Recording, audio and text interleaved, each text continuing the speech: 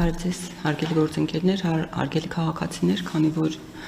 մի քանի օրից ուսումնական տարին ավարտվելու է եւ նախապատրաստական աշխատանքներն իրականացվում նոր ուսումնական տարվան ընթառաջ մի քանի կարևոր տեղեկատվություն կուզեմ փոխանցել։ Սկսենք առաջին դասարանցիների ընդունելությունից, մայիսի 5-ից բացվել է ստուգման հարթակը, որտեղ այս տարվա առաջին դասարան ընդունվող երեխաների տվյալները ծնողները կարող են ստուգել եւ պատրաստվել, որպեսզի առաջիկայում երբ կբացվի արդեն հայտագրման հարթակը, ծնողները կարողանան իրենց երեխաներին գրանցել իրենց նախընտրած դպրոցներում, ներկայացնեմ ամսաթվերը, հունիսի 9-ից 22-ը կբացվի առաջնահերթություններ ունեցող երեխաների համար հայտագրման գործընթացը, որի շրջանակում կարող են հայտագրվել այն երեխաները, որոնց քույրերի եղբայրները սովորում են տվյալ դպրոցում կամ այն ուսուցիչները, որոնք աշխատում են տվյալ դպրոցում իրենց երեխաները կարող են հայտագրվել, ինչպես նաև պետական այն աշխատողները, որոնք գործուղվել են տվյալ բնակավայր առնվազն 6 ամիս ժամկետով, որից հետո կմեկնարկի հայտագրման հիմնական փուլը հունիսի 24-ից, որը կտևի մինչև հուլիսի 1-ը, որտեղ հիմնականում Հայաստանի Հանրապետության քաղաքացիները բոլոր երեխաները կարող են հայտագրվել եւ հուլիսի 1-ից արդեն օտարերկրյա քաղաքացիների համար հայտագրումը կբացվի։ Ընդհանուր առմամբ հայտագրումը բաց է լինում ողջ տարվա ընթացքում, պարզապես քանի որ դպրոցների լիցենզիոն տեղերը սահմանափակ են եւ շատ հաճախ որ դպրոցում լիցենզիոն տեղերի չբավարարելու պատճառով ծնողները չեն կարողանում իրենց նախընտրած դպրոցում երեխաներին գրանցել, հետեւաբար խորհուրդ ենք տալիս ուշադիր լինել եւ անմիջապես հարթակի բացվելու հետ միաժամանակ երեխաներին փորձել հայտագրել։ Կուզեմ առաջին դասարանցիների մասին խոսելիս, քանի որ այս տարի առաջին տարին է, երբ համապատասխան կարգավորումը, որի համաձայն երեխան, որը 6 տարեկանից ավելի մեծ է, պիտի նստի իր տարիքին համապատասխան դասարանում եւ կրթություն ստանա համապատասխան դասարանում, այս տարի առաջին անգամ է գործելու եւ մենք ունենք արդեն բազմաթիվ ծնողներից զանգեր, որոնք անհանգստանում են, որ իրենց երեխայի տվյալները ստուգման հարթակում չի հայտնաբերվում, քանի որ իրենց երեխաները 6 տարեկանից մեծ են, 7 կամ ավելի տարեկան են։ Ուզում եմ հիշեցնել, որ անցյալ տարվանից մեր նախարարության կողմից արդեն իսկ հայտարարվել էր, որ երեխաները սովորելու են իրենց համապատասխան տարիքային խմբերում եւ համապատասխան դասարաններում, բացառություն կկազմեն միայն կրթության առանձնահատուկ պայմանների կարիք ունեցող այն երեխաները, որոնք ունեն մտավոր զարգացման խնդիրներ, հատկապես արտահայտված ծանր եւ խորը արտահայտված խնդիրներ ունեցող երեխաները, որոնք 7 տարեկանում եթե դպրոց չեն գնացել, իրենք կանցնեն տարածքային մանկավարժահոգեբանական աջակցության կենտրոններում գնահատում եւ գնահատման համապատասխան եզրակացության արկայության դեպքում արդեն դպրոցը հնարավորություն կունենա երեխային գրանցել առաջին դասարանում, բայց ընթացակարգի համաձայն, քանի որ այս երեխաները ավելի մեծ տարիքային խմբում են, իրենք հայտագրման հարթակով չեն կարողանա, սա ուզում եմ ընդգծել, որպեսզի ծնողներն ուշադիր լինեն, իրենք մյուս դասարանների ընդունելության կարգով պիտի պարզապես մոտենան դպրոց, դիմում գրեն երեխային դպրոց ընդունելու համար, երկրորդ դասարան, միևնույն ժամանակ դիմում գրեն, որպեսզի երեխան գնահատվի եւ գնահատման արդյունքների եզրակացությամբ արդեն որոշում կկայացվի, թե տվյալ երեխան որ դասարանում կարող է կրթություն ստանալ։ Իսկ վերլուծությունը ինչ է ցույց տալիս, սովորաբար ինչու 6 տարեկանից երեխաները չեն գնում դպրոց։ Մենք ունենք պատճառները շատ տարբեր են, սովորաբար վիճակագրությունը ցույց է տալիս, որ յուրաքանչյուր տարի դպրոց հաճախող երեխաների մոտ 10%-ը դպրոց չի գնում եւ այդ երեխաները լրացնում են կրթությունից դուրս մնացած երեխաների ցանկը։ Պատճառները տարբեր են, պատճառներից մեկը կարող է լինել զարգացման խանգարումները, որի մասին ես խոսեցի, բայց որը օբյեկտիվ պատճառ է բնականաբար, բայց կան նաև պատճառներ, երբ ծնողները նպատակահարմար այս կամ այն պատճառով չեն գտնում երեխային ժամանակին տանել դպրոց, երբեմն լուրջ չեն վերաբերվում այդ տարիքային շեմին եւ իրենք են որոշում, թե երեխան երբ կարող է գնալ դպրոց, իսկ դա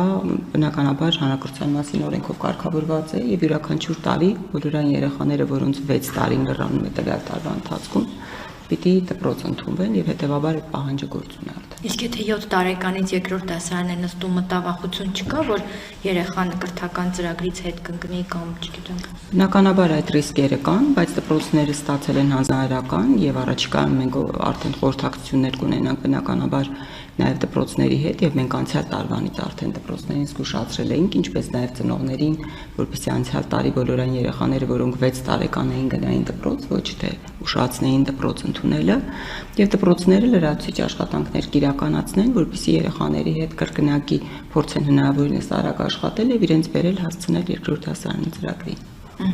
Եթե հայտագրման գործընթացին անդրադառնանք, սովորաբար երբ համակարգը բացվում է նշված օրը, փորձը ցույց է տալիս, որ ծնողները առաջին իսկ րոպեներին դժվարություններ են ունենում, դա ինչի հետ է կապված, համակարգը չի դիմանում է ծանրաբեռնվածությանը եւ խափանումներ է լինում, թե զուտ հոսքն ավելի շատ։ Բնականաբար մենք յուրաքանչյուր տարի 30,000-ից ավելի առաջին դասարանցիներ ենք ունենում հայտագրվող եւ միաժամանակ երբ համակարգում այդ ծավալի հոսք է սկսում, համակարգը անխափան աշխատում է, բայց բնականաբար այդ ծավալի հոսքի մեջ երբեմն որոշ դպրոցներում մասնավորապես, որոնք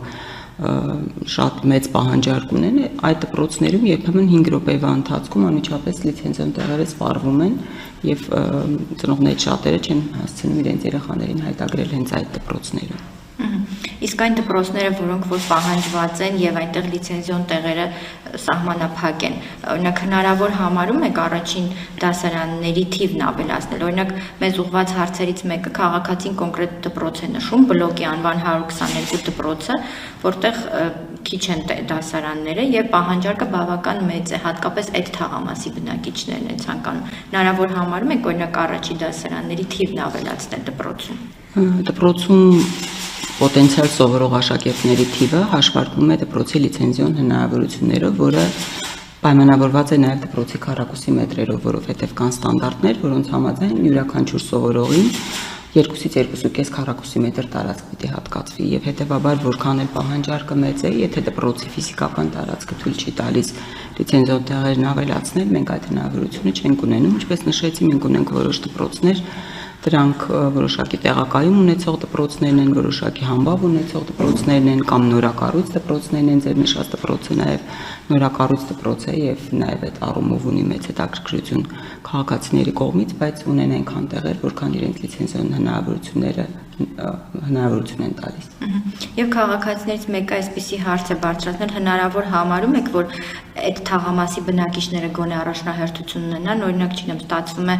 մասիվից կամ այլ հատվածից ավելի հեշտ են կարողանում հերթագրվել եւ իրենց երեխային բերել այդ լավ դպրոցը ենթադրենք, բայց այդ թաղամասում բնակվողը չի կարողանում։ Այս հարցին բնականաբար մենք շատ անդրադարձել ենք, քննարկել ենք, բայց հաշվի առնելով, որ մեր երկրում նաև տարածված այնպիսի պրակտիկա կա, որ քաղաքացիները հաճախ հաշվառվում են մեկ հասցեում եւ փաստացի բնակվում են մեկ այլ հասցեում,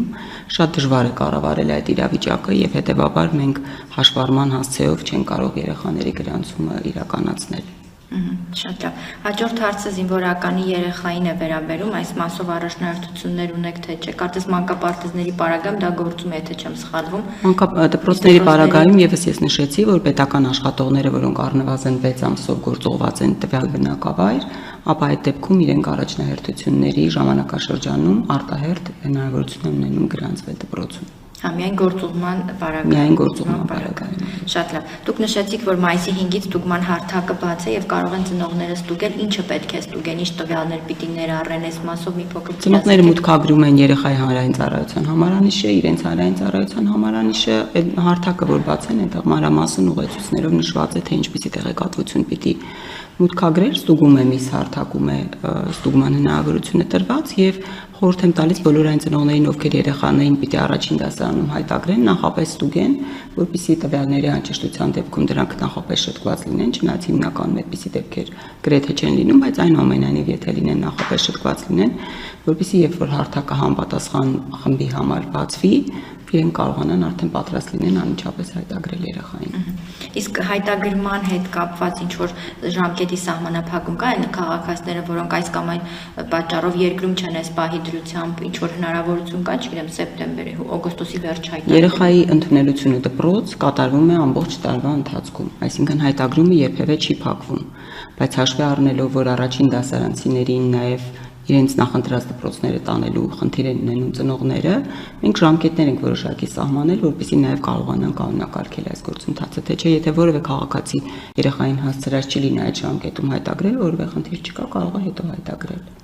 Շատ լավ։ Դուք նշեցիք, որ յուրաքանչյուր տարի 30,000-ից ավելի առաջին դասարանցի ենք ունենում, այս տարի նույնպես այդ ցուցանիշն է։ Այո, ակնկալվում է, որ այդքան մենք ունենանք առաջին դասարանցիներ։